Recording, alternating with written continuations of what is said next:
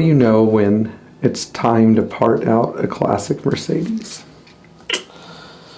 There are three things that I really don't enjoy discussing with people. I don't like talking about parts cars or classic car salvage because, you know, it's typically you're not really solving a problem. You're just often trying to figure out what the best use of a car is. Second of all, I don't really enjoy talking about the fact that they don't make any more of these cars. It's emotionally frustrating when you have to get into a modern car and you realize that maybe modern cars are faster and they have some gizmos and gadgets that make them more interesting, but they're not necessarily better made. And then, you know, the third reason it's hard for me to make this video is because I know there are a lot of people out there that are going to disagree with me about some of the things that I say, and so, you know, I don't know. I guess that's the kind of video where people like reading the comments. So let's talk about this idea a little bit about when it's okay to part out a classic Mercedes or really any classic car. The typical argument for parting out a car, we have to look at the arguments for and the arguments against. The argument for parting out a car is typically goes like this. It's either been in a major accident, or it's rusty, or it's worn out, or it needs too much work to get put back on the road, or the economic value doesn't justify the sorting cost, or it has a title issue. So it typically boils down to one of these 6 reasons. And these reasons are all relative. Now, title issues you can resolve if you're not lazy. There are agencies that get titles for you. So parting a car out because it doesn't have a title or is a title issue is, you know, I don't really consider it a reliable reason. This is LKQ's biggest excuse, by the way. They like to create title issues so that they can part cars out. LKQ is probably the best example of a company that just needlessly parts out dozens of good cars, not just Mercedes, but many other good usable cars. Now let's look at some of the other arguments. The main argument I hear is the car's too rusty. So there's this idea that the car's structural integrity is compromised to the point where it needs to be parted out. You know, that's a pretty valid argument, especially because I've seen some really rusty cars that were not good to really put back on the road. So when is the car actually too rusty? Well, I think that when you have significant undercarriage rot, poorly repaired bodywork, a combination of structural rot, like in the rocker panels or structural rails, and significant cosmetic issues, then you could consider parting a car out. But it doesn't mean you have to. The other routes that you can take are maybe learning to do some of the metal repairs yourself. Yes, it takes some work. Or finding somebody who can do all the rust repair in the car, but you need to have a full understanding of where the rust is on the car, because you can't just trust another shop to do it. So you need to be working with the body shop. You can't just assume they're going to get it right. But does this argument about rust and its second cousin, the argument about a major accident, actually hold water? I actually don't think so. Because there are some cars that are much rustier and much more wrecked that I've seen get repaired that deliver a fraction of the utility of a classic Mercedes. So some of these cars would include a Porsche 356, a Mercedes 300 SL, a Volkswagen bus. Yes, how many buses are there? You know that the joke is that 10 years off the production line, there wasn't such a thing as a rust-free Volkswagen bus. We had a really clean 77 2-liter bus when I was in Texas. It still had a giant rust hole in the floor that my dad patched with some plywood. Every time I'd step on the plywood, I'd feel it. I'd say, oh, that's not metal, that's a wood. There's a hole in the floor of this thing. You know, this is really a big problem with Mercedes owners, I think.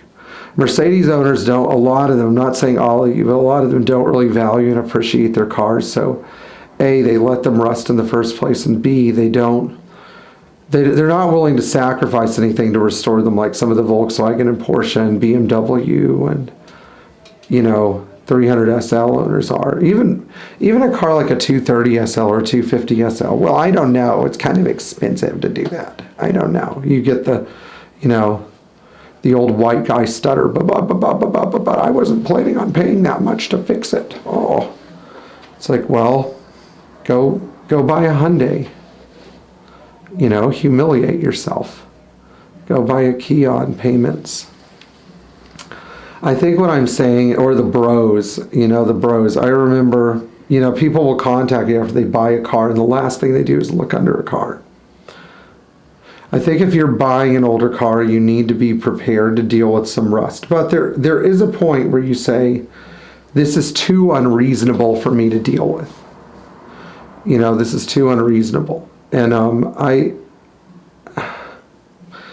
think that when you have a car that's been wrecked, rusted, a bunch of mechanical problems, sitting in a field, multiple color changes, or at least one color change, missing a bunch of parts, yeah, you're starting it in the territory of you can get a better car. And that's really where the argument sort of gains traction again.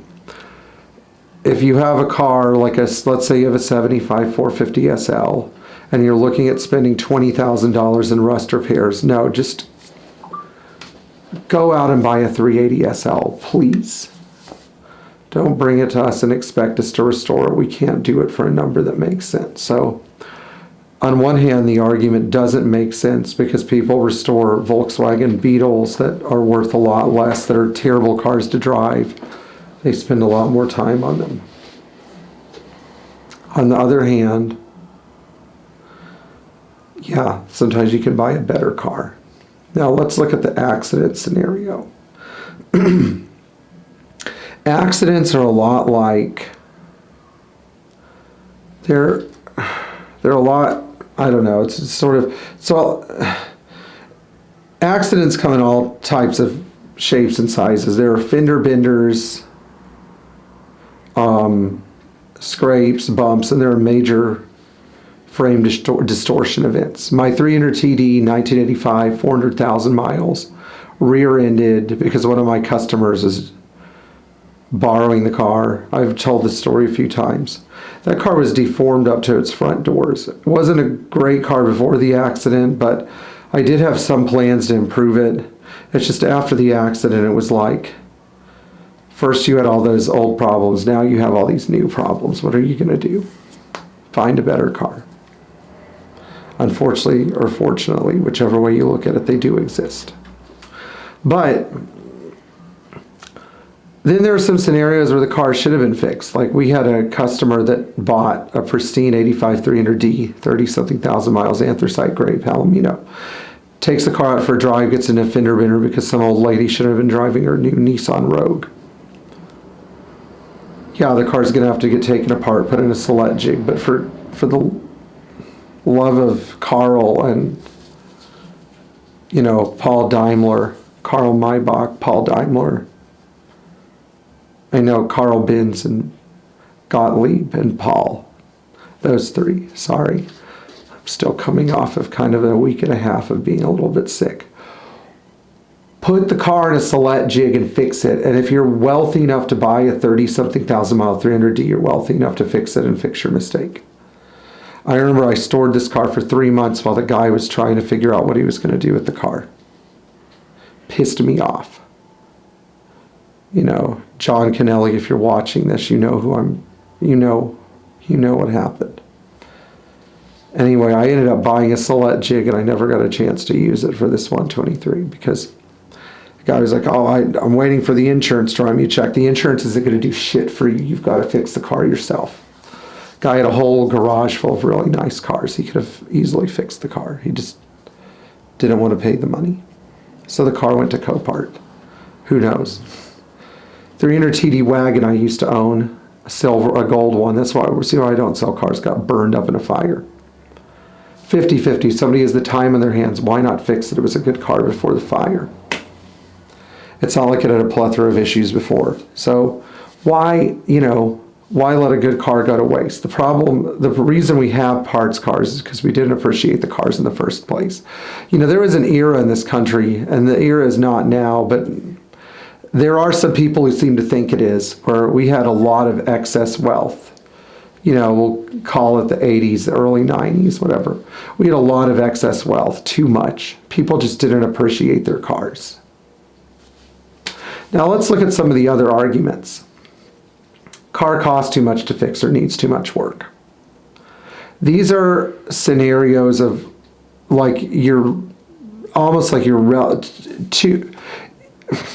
just because you can't afford to fix a car doesn't mean somebody else can't. Find a person who can fix the car, especially when you're dealing with an irreplaceable 40-year-old Mercedes. I don't care what it is, a 240D, a 190E, a 300 SE, a 300 SDL.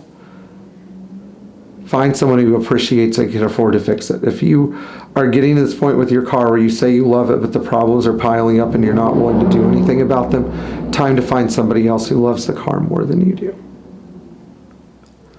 Although that is hard because people are blindly optimistic. Now, saying a car needs too much work, well, again, it's relative. What's too much work? To me, too much work is the car's been crunched up to its rear doors. If the engine is seized, if the car's a rusty gas tank, if the brakes are all bad, if it needs some interior work, that's still not too much work, especially if it's an interesting car, like a 220D or something. Some people might say, oh, that's not an interesting car at all. An interesting car is a 280 SE Coupe. But you can make the argument that sometimes a simpler car is more interesting. So again, it's relative. Somebody might look at an old 220D or 240D or let's say a gas car, a 280E, and say, I appreciate the simplicity of this car. I'm going to try to find a way to resolve some of the issues myself. I might need some help with some of them, but some of the other ones I can fix myself. I have a friend who bought a silver green 300 CD that most people would say car needs too much work, but he figured out how to do some things like fix the windows. It's a big job. So, my friend who bought that car did a great job fixing a lot of things in the car that most shops wouldn't even touch. Sometimes including me. I'm just kidding. But the point is that those two arguments are not very good. I'm going to close with a discussion that I had about this stuff with Alex or Sheila or whoever you want to call the alphabetized owner of MBZ Parts. I talked to this person about several years ago when she, they, him, whoever Alex was or is now, about parting out cars. And Alex had parted out their own, her own, his own, I don't know, 300 SD because it was an opportunity for another car to live again. I've never heard of a stupider argument. There are people all across this country with sheds full of Mercedes parts that have already been parted out. So if you think that you need to part out a car to get the part, you need like a good, decent running car. Actually, what you're saying is, I don't feel like taking care of this car. I'm running it into the ground and I'm going to use it as a parts car when I'm done because I could give a damn. This is part of this whole mentality of excess. You want to hear about a place where they don't have this mentality? Go to a Palestinian refugee camp in South Lebanon. There are no parts cars. Go to, parts of Egypt, poor neighborhoods in Egypt. There are no parts cars. People keep their car running for a lifetime. It's this weird paradox of when you can afford nice things, you don't keep them nice. And when you can't afford nice things, you treat everything like it's a nice thing. I've seen it with my own eyes. You know, it's one of the best lessons I learned in Lebanon. And oftentimes a car became a parts car there when it was so worn out after it had been through 1 or 2 bomb blasts, and it was gently pushed down the side of a mountain to rest in peace for the next few decades. And surprisingly, people left them alone as relics of a time when there was something better in the country to look forward to, like buying a Mercedes with tail fins on it because it looked like a high-class car instead of a Peugeot or a Renault. Anyway, I'll see you guys in the next video. There are no parts cars. They're just people that aren't willing to work hard enough to fix them most of the time. I'll see you guys.